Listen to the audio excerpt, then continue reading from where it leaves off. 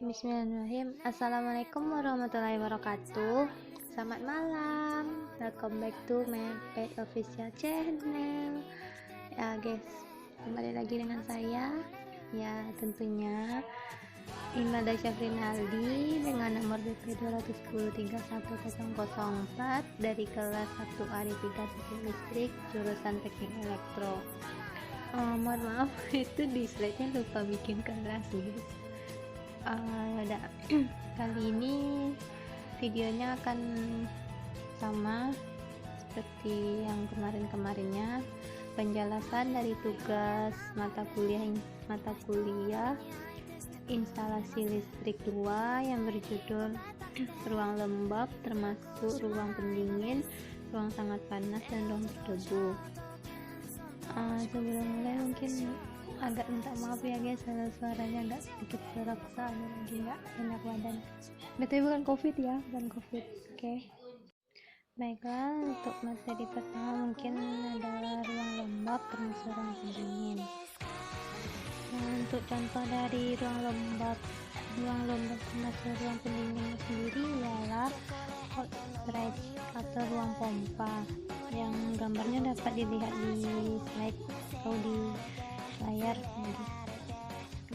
Untuk potensi bahayanya sendiri yaitu ada 3. Yang pertama, mudah korosif, yang kedua, mudah deakrasi listrik, yang ketiga, armatur tidak sesuai dengan standarnya. Untuk rancangan atau rencana instalasi listrik untuk ruang lembabnya sendiri ialah memiliki 4 standar untuk membuat instalasi listriknya menjadi aman. Yang pertama ialah bagian instalasi yang dipasang dalam ruang lembab harus dapat diputuskan dari bagian instalasi lainnya dengan suatu saklar yang dipasang di tempat lain atau tempat yang setempat.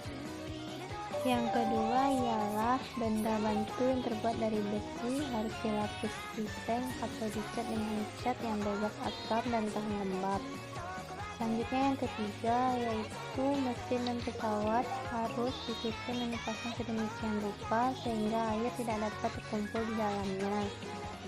Yang terakhir atau yang keempat ialah PHB harus berbentuk lemari atau kotak yang tertutup dan terbuat dari bahan yang mutunya memadai. Selanjutnya rancangan atau rencana instalasi listrik untuk ruang pendingin. Rencana atau perancangan instalasi listrik untuk ruang pendingin terdapat 2 standar agar instalasi yang terdapat dalam ruangan tersebut aman. Yang pertama yaitu tiap ruang yang didinginkan termasuk ruang pembekuan, pendinginan atau ruang lain yang didinginkan secara buatan khusus untuk menyimpan barang harus dianggap sebagai ruang lembab. Selanjutnya yang kedua ialah sistem instalasi listrik dalam ruangan yang didinginkan sesuai ketentuan dan sedemikian rupa sehingga tidak terdapat daerah kantong ataupun saluran yang memungkinkan terkumpulnya embun atau uap air, dan tidak terdapat bagian yang memungkinkan masuknya uap air ke dalam instalasi listrik tersebut. Yang ketiga yaitu jika digunakan pipa instalasi logam maka harus digunakan pipa dari jenis yang beruril, dan jika digunakan pipa termoplastik maka harus pakai lem dan harus dilengkapi dengan fasilitas pengeluaran air yang sempurna pada setiap batas antara ruang yang didinginkan dan yang tidak. Pipa instalasi tersebut harus diberi pengendap dengan kompon sehingga tidak bocor. Persyaratan untuk instalasi listriknya sendiri yaitu yang pertama, instalasi ruang lembab harus dapat diputus dari bagian instalasi lainnya dengan satu saklar setempat. Yang kedua, benda bantu atau besi dilapisi seng atau cat bebas asam dan tahan lembab. Yang ketiga, air tidak boleh terkumpul dalam mesin atau pesawat. Yang keempat, PHB atau lemari terbuat dari bahan yang memadai. Yang kelima, isolasi mendapat perhatian khusus. Yang keenam, armatur memenuhi standar. Yang ketujuh yaitu seluruh bagian luar fitting lampu terbuat dari porselen atau sederajat. Yang kedelapan, melarang fitting lampu dengan saklar. Yang kesembilan, lubang instalasi harus tutup rapat.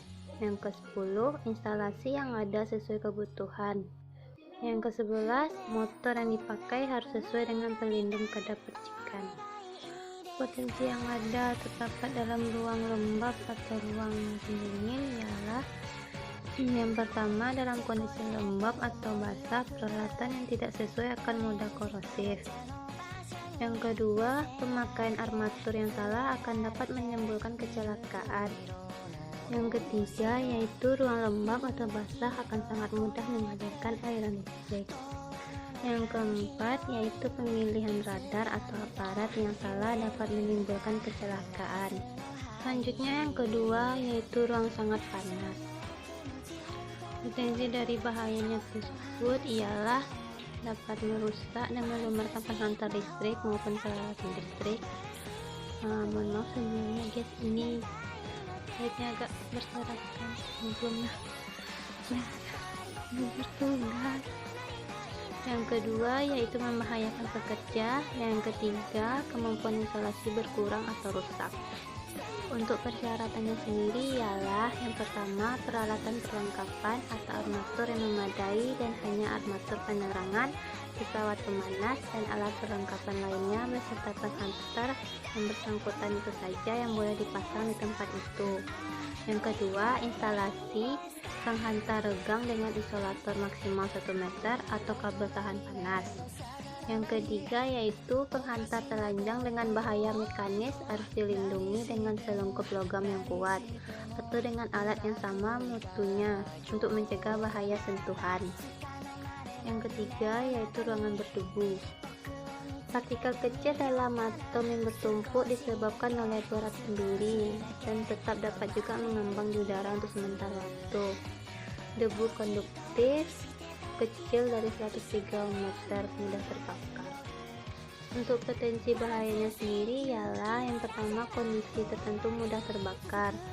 Yang kedua, bersifat konduktif. Yang ketiga, instalasi atau armatur yang salah dapat menimbulkan kebakaran. Untuk persyaratannya sendiri ialah: yang pertama, mesin dan pesawat harus tahan debu atau kedap debu. Yang kedua, PHB kedap debu. Yang ketiga, kabel berisolasi tunggal harus dipasang dalam pipa logam beruil. Yang keempat, yaitu kabel fleksibel.